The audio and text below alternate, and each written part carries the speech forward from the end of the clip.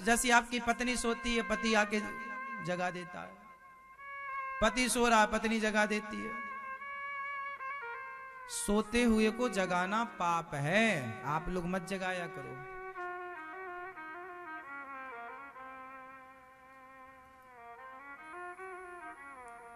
घर में कथा में तो जगा सकते हैं।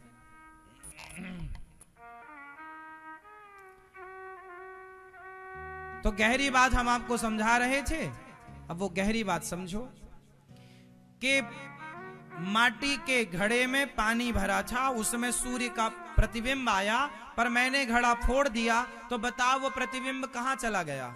आप बताओ।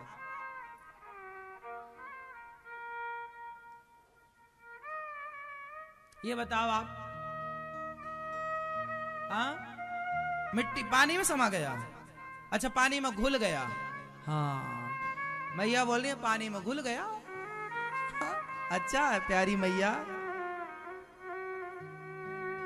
हाँ, आप बताओ। हाँ, आकाश में चला गया। ठीक कह रहे हो आप।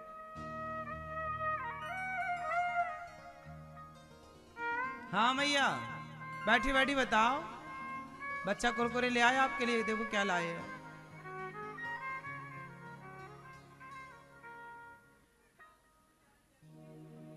ठीक ठीक ठीक, अच्छा है। सूर्य का जो प्रतिबिंब था, घड़ा हमने फोड़ दिया, तो वो प्रतिबिंब जो है वो बिंब से आया था, बिंब में समा गया। सूर्य का प्रतिबिंब है तो बिंब हुआ सूर्य, और वो छाया जो पड़ रही थी वो प्रतिबिंब है। तो बिंब प्रतिबिंब जो है, मेरी परछाई मेरे से निकलेगी, मैं चला जाऊंगा तो परछाई चली जाएगी। तो प्रतिबिंब जो है वो बिंब से है। प्रतिबिंब किससे है? यदि बिंब ना हो तो प्रतिबिंब कैसे होगा? तो सूर्य है बिंब, और उनका जो परछाई थी वो है प्रतिबिंब। तो घड़ा टूटा तो वो बिंब जो था, प्रतिबिंब जो था, वो प्रतिबिंब किस में समा गया? चूंकि बिंब का था तो बिंब में है। उसी तरह आत्मा जब निकली तो आत्मा भी ईश्वर का प्रतिबिंब है। जैसे घड़े में एक सूर्य दिखाई पड़ रहा है, वो सूर्य नहीं है, सूर्य का प्रतिबिंब है। उसी प्रकार जो आत्मा है, ये आत्मा ईश्वर नहीं है, ये ईश्वर का अंश है। जैसे वो जो प्रतिबिंब था वो सूर्य नहीं था, वो सूर्य का अंश है, प्रतिबिंब। उसी प्रकार हम ईश्वर नहीं है, हम ईश्वर के अंश हैं। जो लोग कहते हैं ना हम ब्रह्मास्मि, हम ही भगवान है, गलत है ये। हम भगवान नहीं है, हम भगवान के अंश हैं। कैसे? जैसे गंगा का पानी है और आपने एक बोतल पानी भर लिया। आप सबके घर में गंगा जल है या नहीं? हाँ या ना? किस किस के घर में गंगा जल है? तो बताओ, जो आपके घर में गंगा जल है वो गंगा है या गंगा का अंश है? वो गंगा जल तो है, लेकिन अंश जल है, वो गंगा नहीं है। वो गंगा का जल तो है, पर गंगा तो अलग है ना। वो गंगा का अंश जल है। क्या है वो? अंश है। हाँ या ना? गंगा तो नहीं है ना वो। जैसे गंगा तो अलग बह रही है, लेकिन एक बोतल पानी आपने भर लिया तो वो गंगा का अंश है, गंगा नहीं है। काम वही करेगा पानी। लेकिन याद रखो कि आपने एक बाल्टी पानी भरा गंगा जी का, और तभी कुत्ते ने चाट लिया पानी, या सुअर ने मुंह डाल दिया, तो बताओ गंगा का पानी जो बाल्टी में भरा था आपने, और उसको सुअर ने चाट लिया, तो बताओ वो पानी शुद्ध रहेगा कि अशुद्ध हो जाएगा? हाँ? अशुद्ध। हाँ या ना? अशुद्ध हुआ। लेकिन तो वो बाल्टी का पानी अशुद्ध हो गया। लेकिन सुअर चला जाए गंगा जी में डुबकियां लगाएं, 100 सुअर लगाएं डुबकियां, तो क्या गंगा शुद्ध होती है? सुअर के चाटने से बाल्टी भर पानी बिगड़ सकता है, पर गंगा का पानी जो धार से जुड़ा है वो तो नहीं बिगड़ेगा, क्योंकि ये अंश था इसलिए बिगड़ गया। अंशी नहीं बिगड़ा, अंशी गंगा और अंश बोतल का पानी। समझ में आई? तो हम बिगड़ते हैं, हम पाप पुण्य में उलझते हैं, क्योंकि सुअर के मुंह से बाल्टी का पानी बिगड़ेगा, बहता गंगा का पानी नहीं बिगड़ेगा। तो ईश्वर पर कोई प्रभाव नहीं पड़ता पाप और पुण्य का, सुख और दुख का, लेकिन हम उसके अंश हैं, इसलिए हमें पाप और पुण्य और सुख और दुख का प्रभाव पड़ता है। लोग कहते हैं ना कि ईश्वर हो तो तुम्हें सुख दुख कैसा। हम ईश्वर नहीं है, हम ईश्वर के फास्ट, हम ईश्वर नहीं है, हम ईश्वर के किस तरह, जिस तरह गंगा का अंश आप सबके घर में गंगा जल के रूप में। समझ में आई बात? तो हम ईश्वर, जो लोग कहते हैं ना हम भगवान हैं, मूर्ख हो। जो लोग कहते हैं हम भगवान हैं, मूर्ख हो।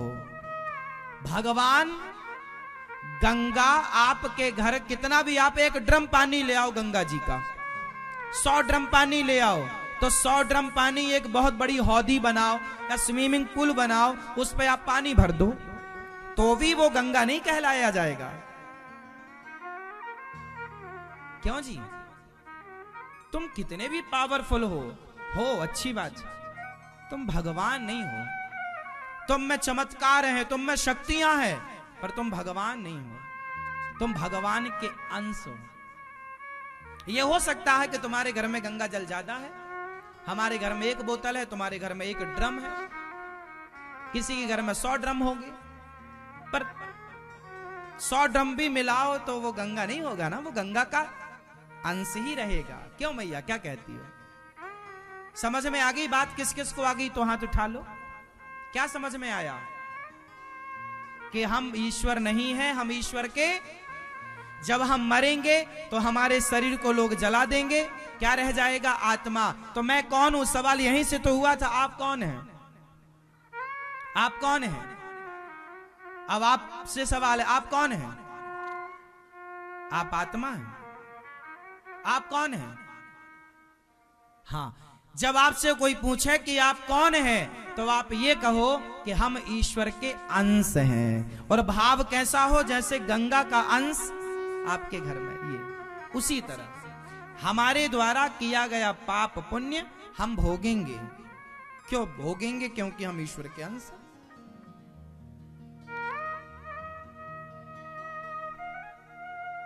अब हम छटपटा रहे हैं, जैसे गंगा का पानी आपके घर में है, लेकिन वो आपके घर में सुखी थोड़ी है। चलो एक बात बताओ, जंगल में तोते उड़ते हैं, तोता, मिट्ठू। आपने कभी देखा होगा जब मिट्ठू जाते हैं ना, तो एक साथ 100-200 मिट्ठू चलते हैं। कोई भी पक्षी उड़ता है आकाश में, सवेरे सवेरे देखना, सवेरे सवेरे आकाश में एक साथ कोई धनुषाकार बनाकर, कोई अच्छा बहुत सिस्टमैटिक पक्षी एक के पीछे एक चलता है, बहुत व्यवस्थित चलता है, पता है ना आप लोगों को। और पक्षी जब जाते हैं तो बिल्कुल समूह में चलते हैं, 100, 200, 500 पक्षी एक साथ, हाँ या ना? तो देखो, अब वो जो 500 तोते उड़ रहे थे ना, उन तोतों में से किसी एक तोते को पकड़कर एक व्यक्ति ने पिंजरे में डाल दिया। तो ये जो पिंजरे का पक्षी है, तोता, मिट्ठू, ये तड़प रहा है। अच्छा, सोने का पिंजरा हो और खाने को आप मिट्ठू को 56 भोग रखो, क्या वो सुखी होगा? बोलो, वो सुखी कहां था? वो अपने उस परिकर के साथ सुखी था। 100-200 पक्षी जो थे, वो सबके साथ उड़ना, सबके साथ बैठना, सबके साथ खाना, तब ज्यादा सुखी था। वो अपनों से क्या हो गया? बिछड़ गया। और कहां आ गया? पिंजरे में आ गया। अब वो पिंजरे में कैसा है? दुखी है। बस वही है, हम ईश्वर के अंश हैं, हम उस ईश्वर के साथ रहने वाले थे। गंगा का पानी गंगा में बह रहा था, आपने बोतल में भर लिया, मतलब आपने गंगा से अलग कर दिया। तो ईश्वर का मिलन क्या है? बोले गंगा का पानी बोतल में भर के आपने गंगा से अलग कर दिया, तो वो पानी उदास हो गया, मैं अलग हो गया अपने उस विराट से। मैं अपने उस विराट से, विराट मीन्स अथाह, गंगा में अथाह पानी है और बोतल में थाह है, जरा सा पानी है। एक होता है अथाह, एक होता है थाह। तो अथाह से अलग होके थाह भर रह गया। तो वो अथाह जो था, उस अथाह में मिलने के लिए थाह तड़प रहा। जैसे पिंजरे का पक्षी तड़प रहा है मिलने के लिए, लेकिन मालिक ने ताला लगा दिया पिंजरे में। इसलिए तो कहा प्रदीप जी ने, पिंजरे के पंछी रे तेरा दर्द न जाने कोई। पिंजरे के पंछी रे तेरा दर्द न जाने। हां, तो आपको भगवान से क्यों मिलना है? क्यों मिलना है? जैसे वो तोता अपने परिकर से मिलना चाहता है, उसी प्रकार हमारा परिकर क्या है? हम ईश्वर के अंश हैं और हमारा परिकर है भगवान। भगवान से मिलना चाहते हैं ना, क्योंकि हम उसके परिवार हैं, उसके अंश हैं। तो जो जिसका अंश होगा उसी तरफ तो बढ़ता है। पानी ऊपर से नीचे गिरता है, बोलो हां। और आग नीचे से ऊपर जाती है, बोलो हां। आग दीपक जलाओगे तो उसकी ज्योति ऊपर रहेगी, जबकि पानी ऊपर होगा तो टप टप नीचे टपकेगा। नीचे पानी नीचे आता है, बोलो हां मैया। समझ में आ रही है कि हम बोले ही जा रहे हैं। अब आप कहोगे महाराज जी आप कथा तो सुना ही नहीं रहे हो, तो क्या तुम्हें एक राजा रानी की कथा सुनना है? ये मूल ये है जो आप समझ रहे हैं। कथा तो हम आपको राजा रानी की सुनना हो तो ढेर सुना दे। भागवत जी का ये गूढ़ रहस्य है जो हम आपको समझा रहे हैं। भागवत जी बहुत कठिन है, क्योंकि आप लोगों ने आज तक कहानियां सुनी है, तो आप लोगों ने भागवत जी को कथा कहानियां मान रखी हैं। कहानियां नहीं है भागवत जी में, गहराई है। हम आपको गहराई पर लेके जा रहे हैं। पानी ऊपर से नीचे आता है, और जबकि आग नीचे से। क्यों? आप बताओ ऐसा क्यों होता?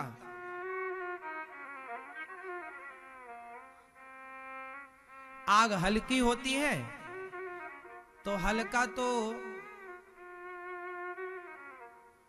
बहुत कुछ हल्का होता है, पर ऊपर से नीचे आता है। तिनका में कितना वजन है?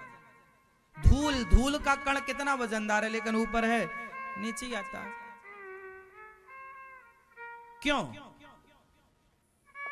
आप बताइए। जल ऊपर से नीचे आता है, आग नीचे से ऊपर जाती है, क्यों? सिंपल है, थोड़ा दिमाग लगेगा। हाँ, फर्क इतना है कि जो जल है, तो जल का जो अंशी है वो नीचे है, तो अंशी की तरफ अंश भागता है। अभी मैंने अंशी और अंश समझाया आपको। अंशी और अंश क्या है सुना होगा आपने। ईश्वर है अंशी और हम है ईश्वर के अंश। गंगा है अंशी और बोतल का जल है गंगा का अंश। उसी तरह समुद्र है अंशी, समुद्र है अंशी, और टपकता हुआ पानी है उसका अंश। तो अंश अंशी की तरफ और समुद्र नीचे है, तो पानी ऊपर से नीचे। जबकि आग का अंशी कौन है? सूर्य। आग का अंशी कौन? सूर्य। तो आग का अंशी ऊपर रहता है, इसलिए आग की ज्योति ऊपर की तरफ भागती, क्योंकि अंश अंशी की तरफ भागता है। इसलिए हम ईश्वर के अंश हैं, इसलिए हम ईश्वर की तरफ भागे तो हम सही हैं, और हम ईश्वर के विपरीत भागे तो गलत है। इसलिए कहते हैं भगवान की तरफ चलो, संसार को छोड़ो, क्योंकि हम संसार के अंश नहीं हैं, हम ईश्वर के, इसलिए ईश्वर की तरफ चलना है।